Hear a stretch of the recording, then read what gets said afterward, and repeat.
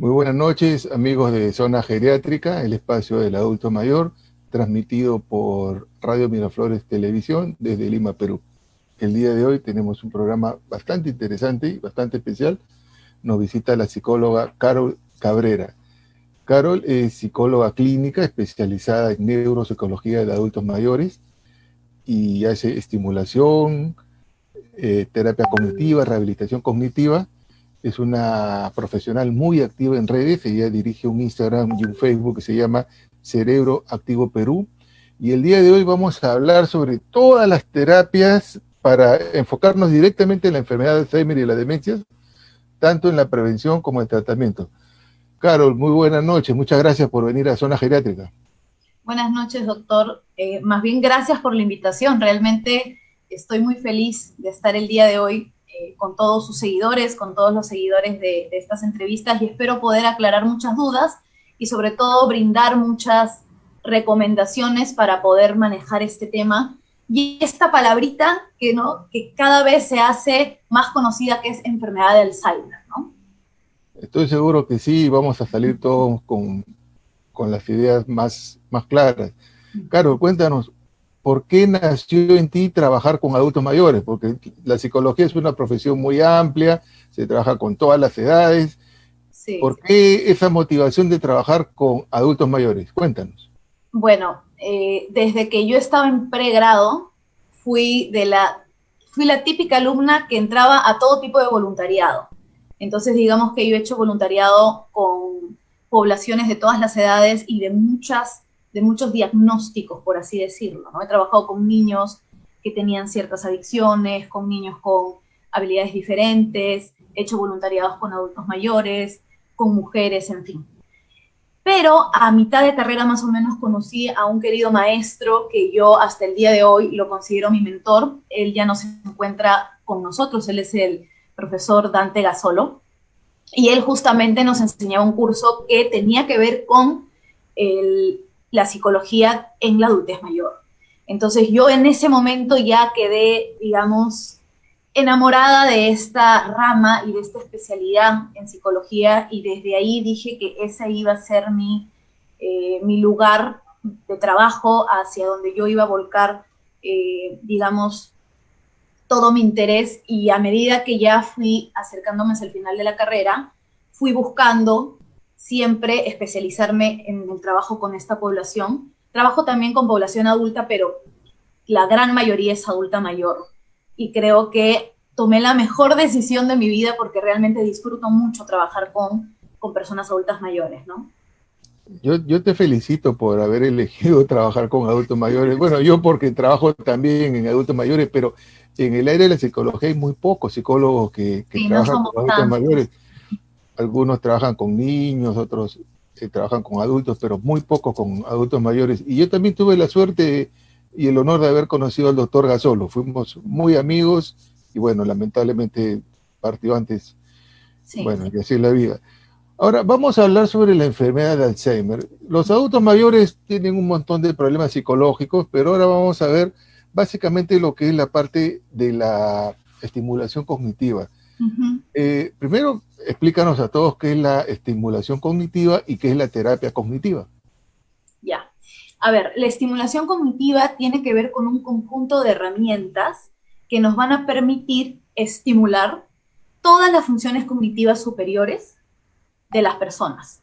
Puede ser de manera preventiva, es decir, en un proceso de envejecimiento cerebral normal, o en un proceso de envejecimiento cerebral patológico, en donde ya observamos cierto déficit en el funcionamiento de alguna o de todas las funciones, en donde, digamos, los dos cuadros más clásicos de envejecimiento patológico es el deterioro cognitivo leve, que es un estadio previo a una demencia, y ya un síndrome de demencia, en donde la enfermedad de Alzheimer es la causa más frecuente de demencia, ¿no? Entonces, digamos que la estimulación cognitiva engloba y pertenece al tratamiento no farmacológico, ¿no? Que acompaña a la toma de medicación, porque a veces tenemos la idea, a mi papá, a mi abuelo o a mí me diagnostican de enfermedad de Alzheimer, ya, quiero las pastillas.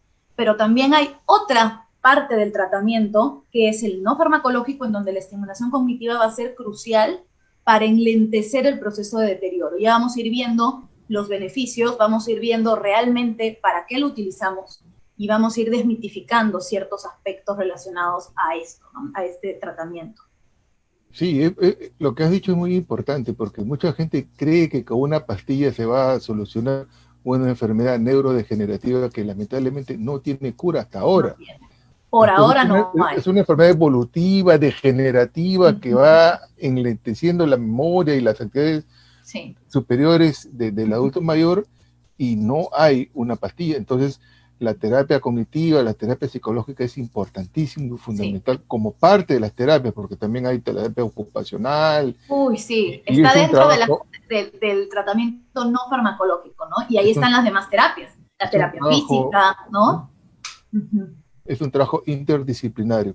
Una pregunta, una de las cosas como parte de los prejuicios y las ideas que tenemos, consideran que el Alzheimer o la pérdida de memoria es normal. Dicen, ah, sí, es normal, pues ya tiene 80 años. ¿Es normal la demencia en el adulto mayor? No es normal. Nosotros tenemos un envejecimiento cerebral normal, pero también este envejecimiento cerebral normal por diferentes motivos, ¿no? Hay muchos factores de riesgo que nos predisponen a tener un proceso patológico del envejecimiento que no necesariamente salta de frente de un envejecimiento normal hacia una demencia, sino también puede pasar por un deterioro cognitivo leve, que lo mencionaba hace un ratito, que no van a formar parte de un envejecimiento normal. ¿Y por qué lo digo? Porque una característica clave que yo siempre digo es la heterogeneidad en el proceso del envejecimiento. Mi envejecimiento va a ser súper diferente al envejecimiento de usted, doctor, y al envejecimiento de todas las personas que nos están viendo. ¿Por qué? Porque van a jugar un papel muy importante en nuestros antecedentes biológicos, pero también nuestro estilo de vida. Entonces nosotros vamos a ir haciendo como una lista de chequeo a lo largo de la vida y vamos a juntar factores protectores y factores de riesgo que nos van a permitir tener o un envejecimiento normal o un envejecimiento patológico, que no necesariamente es demencia, sino también puede ser deterioro cognitivo leve. Entonces, no todo problema de memoria o toda persona que comienza a tener un problema de memoria es parte de la edad. Sí hay olvidos benignos, pero hay olvidos que ya corresponden a algo patológico y hay que atenderlos, porque tenemos el mito, ya se está olvidando porque está mayor y lo dejamos pasar, y no hacemos algo como para tratar de frenar ese deterioro, ¿no? Pensando y asumiendo que es normal. Todos nos olvidamos de las cosas. Desde jóvenes. Incluso tú que eres joven también te olvidas Claro probablemente que sí. de Claro alguna que cosa, sí. algún teléfono, algún nombre. Eso es normal. Pero ¿cuándo debemos de preocuparnos? ¿Cuándo decimos, mira, la abuela ya se está equivocando varias veces? O se está olvidando? ¿Cuándo es el momento de decir, ya hay que intervenir, ya hay que llevarlo primero al médico para que haga un diagnóstico y de ahí trabajarlo con el psicólogo? ¿Cuándo? ¿Cuál es el momento? Yo creo que hay dos cosas súper importantes que tenemos que considerar, que es la frecuencia y la intensidad de los olvidos. Miren, Como se dice, todos, ¿no? ¿Sí? Frecuencia e intensidad. E intensidad. Okay. Todos nos olvidamos. Que tire la primera piedra quien no se olvida algo, ¿no? Todos nos olvidamos por algo. Yo, por ejemplo, utilizo una agenda que es mi Biblia, ¿no? Donde tengo todo detalladito porque se me pueden escapar cosas. A veces vamos a un lugar y digo, ¿para qué vine? Entonces hago memoria y digo, ya me acordé. Entonces estas cosas van a ser parte de lo normal. Es más, también va a depender mucho de la potencialidad que tengamos y con la que vengamos al mundo. Hay gente que tiene una memoria admirable y hay gente que no tenemos tan buena memoria y necesitamos mayores ayudas, no post-its, agendas.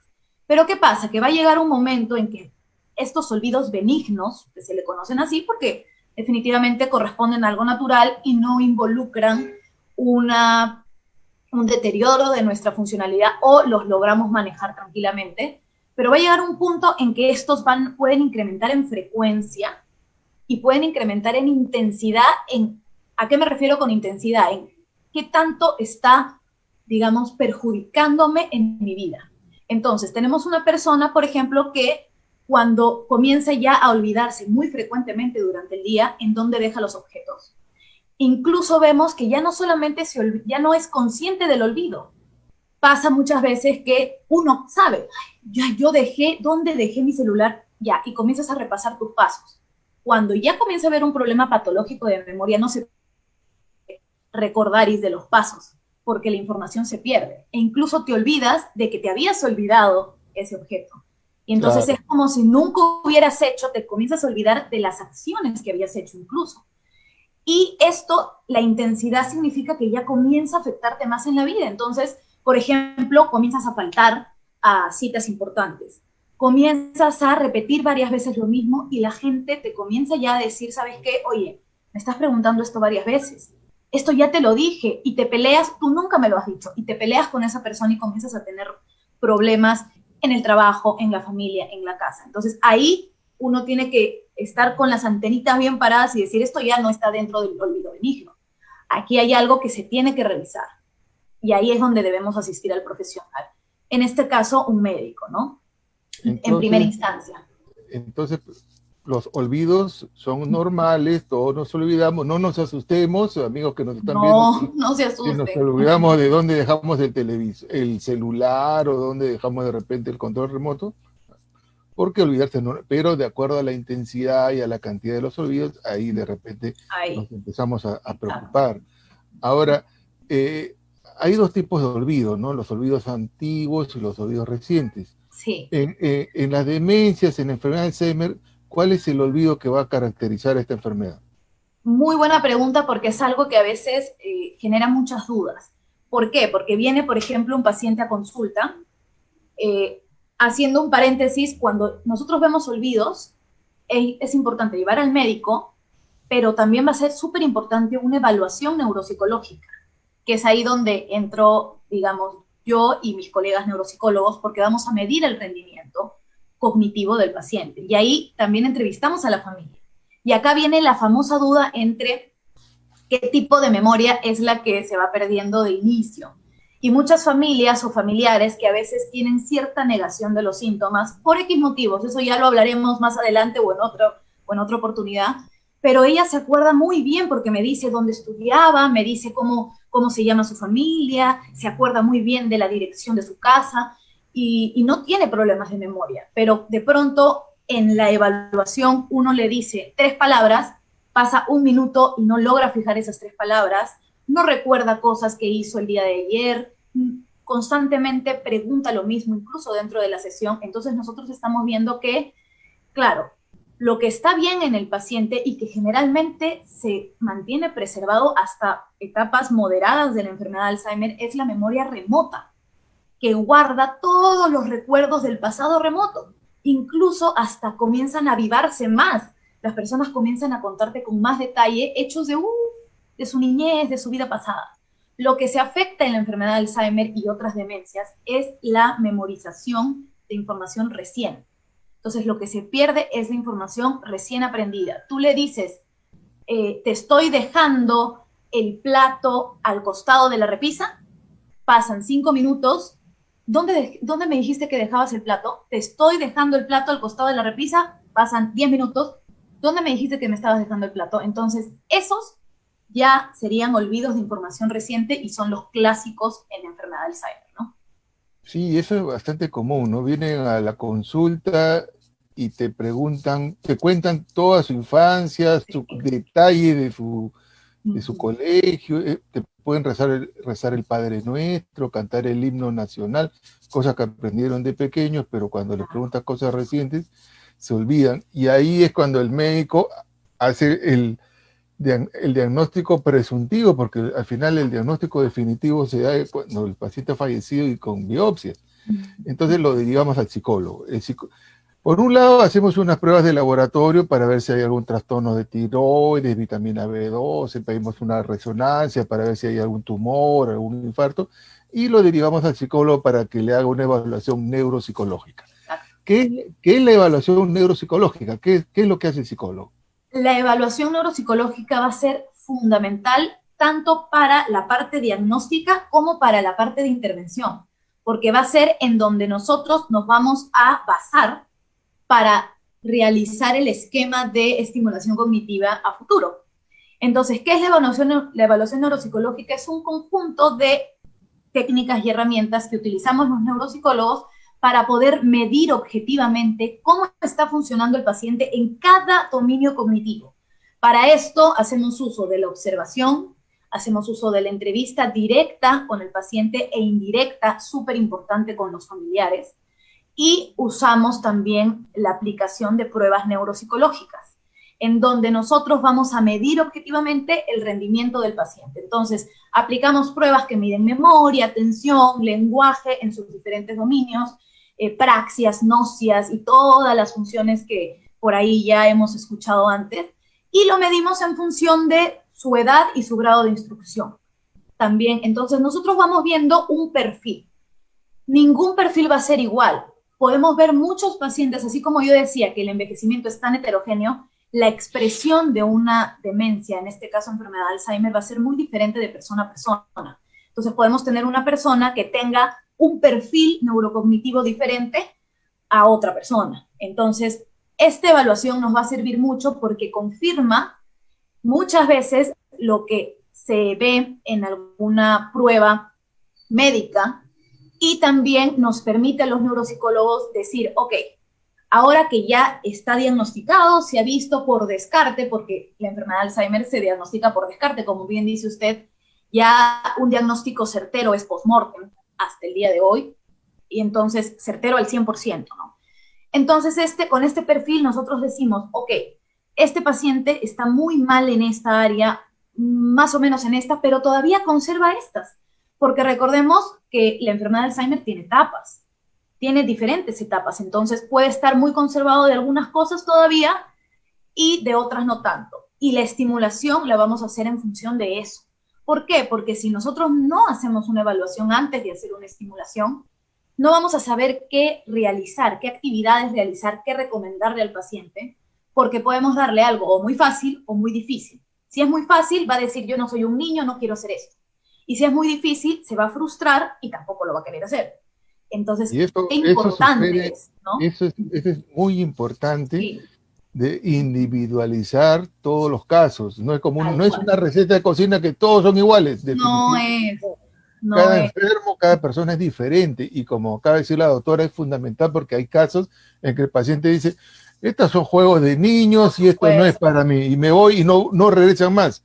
Y no. otro caso que le ponen algo muy difícil y se frustra y dice, no, esto no lo puedo hacer.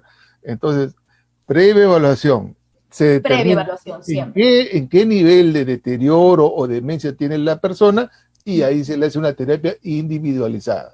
¿No es así? Y es súper importante esto de la individualización. ¿Por qué? Porque también vamos a considerar mucho la personalidad. Tenemos que considerar los intereses. No es igual, por ejemplo, hacer una estimulación cognitiva en un paciente con Alzheimer futbolista, en un paciente con Alzheimer músico, arquitecto, ingeniero, profesor. Y tenemos que también agarrarnos mucho de lo que le gusta. Si a una paciente le encantaba pintar y pintaba flores, hay que usarlas. Si le gustaba la música, hay que incluirlo. Y no es una receta, como dice usted, de cocina, porque uno dice, ya, tenemos la musicoterapia, tenemos la arteterapia, tenemos los ejercicios a lápiz y papel, la computadora, pero no a todos le van a atraer las mismas cosas y es súper importante lograr adherir al paciente al tratamiento. Y aquí también va a jugar un rol súper importante el dominio y la personalidad del terapeuta, ¿no? Y aquí sí, los que quieran entrenarse y quieran seguir esto, tienen que tener mucha paciencia, mucho amor en este trabajo, tienen que ser muy dinámicos porque muchos pacientes necesitan eso, necesitan a una persona que esté del otro lado, que los entienda, que no le esté diciendo a cada rato, sabes que te estás olvidando, que a veces la familia intenta hacer la estimulación, pero la No, familia a veces no a tiene veces paciencia, se frustra y no sabe, ¿no? lo gritan a los viejitos, Exacto, entonces ¿cómo te qué importante. olvidas? Y encima lo Sí, retondran y no es la culpa del adulto mayor que está haciendo su demencia. yo como siempre digo, y ya los que me siguen, si por acá están mis seguidores de Cerebro Activo, yo la frase que siempre digo es, cuando uno convive con un paciente así, quien habla es la enfermedad. Entonces no podemos personalizar ni tomar a pecho lo que nos está diciendo porque no está hablando nuestro familiar, está hablando la enfermedad. Y uno tiene que amoldarse y adaptarse a las nuevas necesidades de nuestro familiar, ¿no? Bueno, una de las cosas que nos preocupa a todos, Uh -huh. estoy seguro que todos los que nos están viendo, es adquirir esta enfermedad, porque Sí, eh, no se ha demostrado que haya una relación causal, pero hay factores de riesgo y hay exacto. factores de protección. ¿Cuáles serían los factores de riesgo y cuáles serían los factores de protección para esta enfermedad del Alzheimer y todas las demencias? Mire, hablando específicamente de la enfermedad de Alzheimer, que bueno, dicho sea Ya de paso, es la hablemos de enfermedad o la la más demencia más común. frecuente, ¿no? Hay factores de riesgo que no vamos a poder cambiar y hay factores de riesgo que sí dependen de nosotros. Como yo les decía en un inicio, hay características ya biológicas y hay características del estilo de vida. Los factores de riesgo que no vamos a poder cambiar primero es la edad. A mayor edad, mayor probabilidad de poder desarrollar una demencia. El género, está comprobado que en el género femenino hay mayor prevalencia de la enfermedad, entonces aumenta la probabilidad. Y también la herencia, ¿no? Si hay antecedentes previos en la familia de alguien con enfermedad de Alzheimer, tenemos el triple de posibilidad de poder desarrollarla. Pero ninguno de estos tres que no podemos modificar nos va a determinar al 100% que la vamos a tener. Dentro de los factores de riesgo que sí podemos manejar están muchas enfermedades producto de malos hábitos. Entre ellos, por ejemplo, la diabetes, la hipertensión arterial, el hipotiroidismo, la obesidad, la depresión. Entonces, hay todas estos son factores de riesgo que nos pueden predisponer en un futuro a desarrollar esta enfermedad, pero no nos aseguran. Ahora, dentro de los factores protectores, y aquí sí viene algo que nos va a ayudar mucho al momento de hacer la simulación, primero que todo está tener un estilo de vida saludable. Si nosotros nos alimentamos bien, hacemos actividad física, socializamos, tratamos de tener un equilibrio emocional, tratamos de realizar actividades en la vida diaria, trabajar, estudiar y estimular nuestra mente, estamos protegiéndonos frente al posible padecimiento de una enfermedad de Alzheimer en el futuro. No necesariamente vamos a evitarla, pero ¿qué podemos lograr con estos factores protectores? Que si nos llega esta enfermedad, es decir, si en el cerebro comienza a desarrollarse todo lo que genera la enfermedad de Alzheimer, podemos retrasar la aparición de los síntomas y podemos hacer que, digamos, nuestro estado de lucidez sea más amplio que en aquella persona que no tuvo tanto factor protector. Por ejemplo, una persona que ha tenido un estilo de vida saludable, que ha hecho mucha actividad cognitiva y ha generado una reserva cognitiva, que es una palabra que se la tienen que grabar porque nos va a servir mucho en la estimulación, una reserva cognitiva fuerte, digamos, se ha alimentado bien, tiene una salud en general buena y le da una enfermedad de Alzheimer por cosas de la vida, la va a afrontar mejor que aquella persona, por ejemplo, que no culminó sus estudios escolares, supongamos, que no tuvo un trabajo en donde debió utilizar mucho su cognición, sino fue un trabajo más rutinario, que no socializó tanto, que no tuvo nuevos aprendizajes en la vida, que no se alimentó tan bien. Entonces tenemos dos tipos de personas que definitivamente les da la enfermedad de Alzheimer, pero le van a hacer frente de diferente manera dependiendo de cuántos factores protectores y cuántos factores de riesgo hayan evitado y cuántos factores protectores hayan aumentado, ¿no? Importante, dos tipos de factores, los factores de riesgo y los factores de Exacto. protección. Sí, Entonces, los factores de riesgo hay que evitarlos. hay que Y los tratar de factores, disminuir. y los factores de protección hay que atraerlos para que no. Exacto. Uh-huh. Ahora, con la edad ni el sexo se puede, ni con la herencia, porque bueno, Ya fue. Eso ya no, ya no pero depende. no se asusten, no significa que si papá o mamá o el abuelo tuvo, no significa que los hijos van a tener, No. significa que pueden tener, pero no es que van a tener, solamente es Uh-huh. un factor real. Ahora vaya y tratar, ir al médico para tratar la presión, la diabetes, el colesterol, todas las enfermedades, hay que ir a su médico Controlarlas. y controlarlas. Porque son Uh-huh. enfermedades que tampoco se curan, pero se pueden controlar. Pero ahora centrémonos en lo que son los factores de protección. Ya. ¿Cuáles son las medidas preventivas que nos recomiendas empezar y a partir de qué edad debemos de empezar? ¿A los 30, a los 40 o ya cuando uno es adulto mayor para tener factores de protección? ¿Y a qué edad, cuándo y cómo aplicarlos? A ver, como yo siempre menciono, mientras más temprano mejor. Mientras más temprano nosotros decidamos tener un estilo de vida saludable, va a ser mucho mejor, porque todo lo que nosotros hacemos en la juventud se va a traducir y lo vamos a observar en nuestra vejez. Una frase que a mí me gusta decir mucho es: nosotros somos quienes construimos el camino que queremos hacia nuestra vejez, ¿no? Tenemos muchos antecedentes, pero también tenemos, digamos, una capacidad de tomar acción sobre nuestro estilo de vida. Entonces, ¿qué es importante comenzar a hacer para, como yo les digo, quizás no evitar, pero sí hacerle frente de una mejor manera y retrasar la aparición o hacer que la enfermedad sea larga y que no nos limite tan rápido? Primero que todo, realizar actividad física. Y con esto me refiero al simple hecho, por ejemplo, y usted que es doctor y ya lo debe haber dicho también, el caminar, ¿no? El caminar oxigena el cerebro, nos ayuda a tener una buena irrigación y ayuda mucho en nuestro funcionamiento cognitivo, sobre todo de atención y memoria. Después, otra de las cosas que pueden incluir en su rutina de vida es una buena alimentación. Y es una alimentación que sea rica en antioxidantes y que también no sea de tanto exceso en azúcar y grasas, ¿no? En lo que respecta a lo neuropsicológico, la estimulación mental. Y acá yo les doy los datitos para que puedan escribirlo y lo hagan. Nuevos aprendizajes. Aprender cosas nuevas que salgan de nuestra rutina. ¿Por qué? Porque nosotros lo que vamos a hacer con eso es hacer que nuestro cerebro lo tome como un reto y vamos a generar conexiones neuronales diferentes. Por ejemplo, muchos me dicen, sí, pero yo trabajo todos los días, pero trabajas en lo mismo. Hay muchos trabajos que son muy rutinarios. Entonces, sal de la rutina. Si eres un contador, aprende a dibujar. Si eres psicólogo, psicóloga, aprende a cocinar. Si eres un arquitecto, aprende un programa de computación muy diferente, ¿no? Si eres artista, ¿por qué no puedes quizás aprender algo de matemática?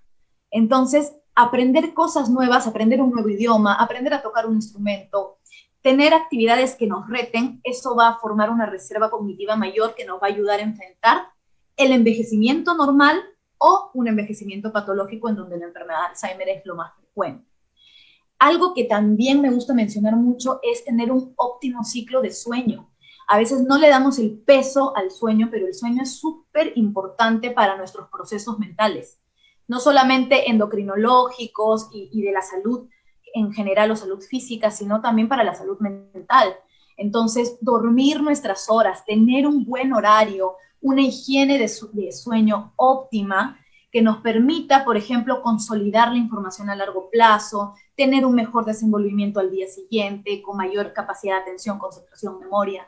Entonces, son muchas cosas que nosotros podemos hacer para protegernos y si nos da en algún momento una enfermedad de Alzheimer, que no aparezca tan rápido, ¿no? Porque está, por ejemplo, comprobado que ya todo lo que sucede en un cerebro con enfermedad de Alzheimer, toda esta acumulación de proteínas, se comienza a dar entre 15 a 20 años antes de evidenciarse un olvido. Entonces, nosotros podemos retrasar la evidencia de ese olvido y también podemos hacer que la enfermedad sea más larga si es que llegamos a la vejez con una óptima reserva cognitiva, ¿no? Muy bien, miren qué importante, ¿eh? Primero la actividad física, si pueden hacer algún deporte mejor, pero por lo menos Mejor, caminar media hora mejor. por lo Pueden menos. hacer bicicleta, baile, Lo que natación, les guste. importante. Y la parte cognitiva, aprender algo nuevo. Miren qué importante, aprender un idioma, un software, un instrumento, aprender de memoria algún pasaje de la Biblia, un versículo, un refrán, una poesía. Eso es para aumentar nuestra reserva. Se habla incluso de que puede existir la enfermedad de Alzheimer sin demencia. Tú lo acabas de Exacto, decir. O sea, el claro. enfermo ya tiene hace años la enfermedad de Alzheimer, pero estaba ahí lista y te da una circunstancia y empieza el deterioro, el Sí, pico, la ¿no? caída, el declive. Ahora, nos ha dado unos tips muy importantes, que son aprender algo nuevo, una actividad nueva. Pero hay algunos juegos de lo que es gamificación que le llaman, o qué tan importantes son el empleo de pupiletras, geniogramas, crucigramas, palabras cruzadas, qué tan Todo importante. eso es súper importante, porque van a estimular diferentes funciones. Lo que yo recomiendo es alternar, porque a veces dicen, todos los días hago pupiletras. Yo diría, haz un día pupiletras, otro día haz un crucigrama, otro día haz un laberinto, otro día haz un sudoku, otro día pinta, otro día dibuja, e ir alternando las actividades para estimular las diferentes funciones cognitivas y que nuestro cerebro se rete día con día. Y también ir aumentando la dificultad para que sea más estimulante. Yo por eso, no, en la página, que ya después les voy a decir en dónde me pueden ubicar, todos los días comparto un reto mental y yo lo que sugiero es agarren un cuaderno, cómprense un cuaderno y llámenlo como ustedes deseen, ¿no? Cuaderno de estimulación. Cerebro activo, pónganle. Y hagan un ejercicio diario o, por ejemplo, media hora diaria, lo que alcance 2, 3 ejercicios, y vayan variando. Entonces ustedes pueden entrar y dicen, hoy día voy a hacer este, hoy día voy a hacer este, hoy día voy a hacer este, y estamos estimulando diferentes funciones. Todo esto lo estamos hablando de manera preventiva. Si nosotros queremos prevenir, podemos hacer cualquier actividad que rete al cerebro, incluyendo estas que nos menciona el doctor, pero va a ser muy diferente cuando ya es una estimulación como parte de un tratamiento de alguien que ya tiene una enfermedad de Alzheimer, porque aquí sí sería lo ideal que sea guiada por un profesional y no únicamente, digamos, o solo o por la familia, ¿no? Porque ya estamos hablando de alguien que, como decíamos al inicio, amerita una evaluación previa y amerita un programa muy específico de acuerdo a su funcionamiento y a sus necesidades. Claro, definitivamente si el paciente ya tiene una enfermedad, ya es, lamentablemente es un enfermo, es un diagnóstico. ¿No? A veces no nos gusta usar la palabra enfermo, pero en inglés no hay traducción, en inglés es más práctico. No, en inglés no dicen adulto mayor, dicen elderly, se acabó. Elderly people. No, de frente, sí. No hay, acá en castellano decimos adulto mayor, para no, el abuelito y esas cosas, que incluso hay grupos que no aceptan. Sí. Yo no, tampoco, yo soy muy respetuoso. El edadismo, ¿no? No usar. Ahora, vayamos a un caso, yo sé que ya lo hemos dicho, definitivamente hay las terapias en los pacientes con diagnóstico de Alzheimer tienen que ser individualizado y dirigido por un profesional, en este caso un psicólogo que le va a dar una terapia y en la familia tiene que continuársela en la casa hasta la siguiente reevaluación y continuar, porque si no el paciente pues lo deja y se olvida. Pero vayamos a un caso de una persona que recién está empezando la demencia, o lo que le llamamos el deterioro cognitivo leve, que algunos le llaman que es un estado predemencia, otros dicen que es otra enfermedad, pero vayamos a una cosa leve. ¿Qué ejercicio nos recomiendas de estimulación cognitiva realizar en casa con el familiar o con el cuidador? Ya, el deterioro cognitivo leve, lo bueno, digamos, o lo rescatable de este estadio, yo lo considero mucho como un estadio intermedio entre un envejecimiento normal y una demencia, es que la persona es consciente de lo que le está pasando.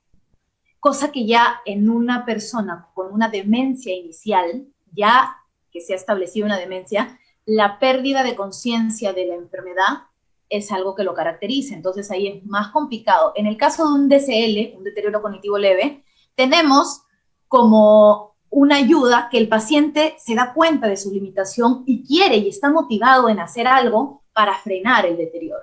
Entonces, ¿qué les recomiendo? Yo les recomendaría, si es posible, tener sesiones semanales con un profesional, lo máximo. Si no, por lo menos tener unas cuantas sesiones con un profesional y que el profesional ya deje una forma de actividad dependiendo de su rendimiento. Si es, por ejemplo, un DCL amnésico, donde el predominio es la memoria, pero el resto de funciones todavía se encuentran conservadas, yo diría, hay que hacer bastantes actividades que estimulen el resto de funciones, porque es de donde nos podemos agarrar para que no sigan disminuyendo. Y una que otra también de la memoria, pero asumiendo que no necesariamente nos va a ir del todo bien porque ya tenemos una limitación. Entonces acá es súper importante saber cómo está su rendimiento porque la memoria también tiene muchos tipos. Entonces puede estar mejor en memoria visual que en memoria auditiva, entonces que hagan mayores ejercicios de memoria visual y los de memoria auditiva en menor cantidad, ¿no? Pero también, si estamos hablando de ejercicios particulares, pueden hacer múltiples actividades, a lápiz y papel, que ya estamos hablando, los crucigramas o las actividades que ustedes pueden encontrar en los cuadernillos de estimulación, por ejemplo. Actividades usando aplicativos. Hay muchas aplicaciones ahora que, algunas pagadas, que te permiten hacer juegos mentales y también hay que ver los niveles dependiendo del rendimiento. También utilizar, por ejemplo, las redes sociales, aprender el uso de redes sociales, incluir, por ejemplo, la participación en algún grupo con personas que tengan un rendimiento similar para fomentar la socialización y la comunicación. Y eso también sea estimulante. Y con la familia, siempre pedirle que no lo excluyan de las actividades de la vida diaria, porque esto es algo que pasa mucho, ¿no? En el caso de la persona con deterioro cognitivo leve, la actividad o la funcionalidad todavía se conserva, pero como ya hay ciertos olvidos, a veces la familia dice, no, para que ya no puede cometer errores, lo comienzan a limitar. Y eso Yo es les digo, peor. no, Eso es peor. Pues, exacto, hay que condena. ayudar, hay que amoldar el ambiente. Entonces, si no se acuerda a veces dónde guarda las cosas, poner etiquetas, ayudar, decir, ok, tengo miedo porque puedes dejar la hornilla prendida, entonces ayuda en esta parte. Entonces, ver qué cosas puedes seguir haciendo, y eso incluso ya hasta cuando se presenta la demencia, tratar de que la persona sea lo más funcional posible. Y también incluir actividades que sean de ocio y a la vez estimulantes. Por ejemplo, si le gusta tejer, que teja, si le gusta pintar, que pinte, si le gusta bailar, que baile, pero que sí tenga una rutina con un horario establecido de actividades, porque eso es lo que va a ayudar a frenar para que este DCL no progrese hacia el inicio de una demencia, ¿no? O si progrese, lo haga lento, en más tiempo. A veces los hijos cometen el error del paternalismo, ¿no? Entonces le dan de comer en la boca, lo visten, lo bañan, y el adulto mayor que está en esta etapa de transición, que es el deterioro cognitivo, en vez de mejorar, empeora, porque ya no se viste, no, lo ayudan, le dan de comer, le limpian la boca. Yo siempre he dicho, preferible ponerle un babero que coma y que se tal cual, corre, pero que sea tal cual. lo que tú acabas de decir, lo más independiente posible, que sea lo más... Una de las preguntas que nos hacen los seguidores es, ¿qué tan importante es la música en un adulto mayor? Bueno, la música en general para todas las personas es una herramienta poderosa, no solamente porque es estimulante en sí misma, al escucharla, al tocarla, al cantarla, al bailarla, sino porque también, por ejemplo, en casos de personas adultas mayores, vamos a ir primero con las adultas mayores sanas, ayuda mucho en el estado de ánimo. Y recordemos que una depresión tardía es un factor de riesgo para poder desarrollar una demencia, una enfermedad de Alzheimer. Entonces ayuda mucho en el estado de ánimo porque te conecta con tu vida, con tus recuerdos, con tu historia, y te conecta con hechos y personas del pasado que te pueden, digamos, ayudar a empoderarte y a sentirte mejor en el presente. Pero tiene que ser la música que le gustaba al adulto mayor cuando era joven, ¿no? Exacto, no le voy a poner, pues vamos a hacer una fiesta con reggaetón, eso, no. Lo ahogamos. Tiene que ser música vinculada a la persona. Y en el caso de pacientes que me ha pasado, porque he tenido pacientes con enfermedad de Alzheimer avanzada y no saben lo poderosa que es la música. ¿Por qué? Cuando la enfermedad va avanzando es muy triste, porque como hemos dicho en un inicio, es una enfermedad neurodegenerativa, progresiva y hasta el día de hoy irreversible. Entonces la persona va perdiendo sus facultades mentales y cada vez se va haciendo más dependiente y más limitado en funcionar en la vida. Entonces llega un momento en que a veces ya no pueden caminar, ya no hablan y están sentaditos mirando, ¿no?, el horizonte como con una miradita perdida, pero de pronto uno le pone unos audífonos y le pones una música, por ejemplo, la música que bailó en su matrimonio o la canción que le gustaba cuando era joven, y de pronto vemos como ¡pum!, algo estimula en ese momento, que es la famosa memoria emotiva, ¿no? En memoria emocional, que tiene todavía, que perdura hasta etapas más avanzadas de la enfermedad y que con la música la podemos estimular. Entonces vemos a esa persona que está apagadita, de pronto ven, sienten la música, la escuchan y comienzan a reírse, te comienzan a mirar, es como si por unos minutos, unos momentos se conectaran con la realidad, con la vida, con la persona que está ahí y disfrutan de ese momento, ¿no? Hay un Entonces, video, hay un video lindo que está en YouTube de un hijo con su papá, padre adulto mayor, el hijo ya un hombre maduro, y está el hijo manejando y ponen la canción Volare, ¿no? Esa canción sí, italiana, y el paciente que está con Alzheimer se pone a cantar, y sobre todo como una emoción, ¿no? Como dice Paola, como que disparó de su estado de letargo, disparó y y se se pone a conecta, cantar y se sí. conecta. Yo les recomiendo que busquen esa canción en YouTube, Y es más, Volare, hay un Facebook. documental lindo que se llama Alive Inside, Alive Inside, Alive Inside, que tiene que ver justamente con el poder de la música en pacientes con enfermedad de Alzheimer moderado y avanzado. Ah, Se van ya, a, nos sí, es das un el enlace documental para hermoso, buscar. les va a encantar. Y yo lo que siempre digo, ¿no? Hay personas que ya, porque yo en algún punto dejo de ver al paciente cuando yo ya veo que no puedo hacer más y digo, la familia puede hacer lo que yo, entonces ya la familia tiene que quedarse a cargo. Y algo que yo siempre digo es, pónganle música, traten y no piensen en lo que ya no puede hacer, sino en ese momento, en esos 5 minutos de conexión, disfrútenlo, ¿no? Porque pasa eso, que a veces la música hace que la persona se conecte y de pronto te reconoce. Te comienza a reconocer, de pronto comienza hasta a hablar o cantar. ¿Por qué? Porque son áreas diferentes las que se están encendiendo. Así Después es. pasa, pero por lo menos esos minutos se pueden disfrutar. Paola, el tiempo se ha ido volando, mire, ya pasó 45 Ay, minutos, no. se ha ido, pero así como si fuera un rayo. Yo te agradezco tu participación, quiero saludar a Liliana Palacio Sandoval, a Erika Brenda, al señor y amigo que siempre nos visita Alejandro Herrera, nos visita Gisela Galino, Teresa Bravo desde Estados Unidos, Ay, Gisela Galino, Nora Díaz Castillo, Lisa Lazarovic, que inclusive nos da un comentario, ¿no?, muy bonito sobre, sobre las señales y cuando no nos olvida algunas palabras. Después nos visita Gladys Bravo desde Estados Unidos, Julieta Martino, Carmen CT, Techi Documet desde Iquitos, wow. Tion Solu y muchas personas que no han puesto su nombre, pero que están poniendo likes. Mirta Merino también dice lo máximo, licenciada Carol, te manda saludos.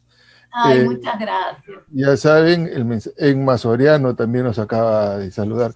La música, tres cosas: se canta, se baila, se escucha y se toca. El que puede tocarla, aunque sea con la mano, tocamos algo con las Sí, cucharas. las maraquitas, la pandereta. Mirta Merino también.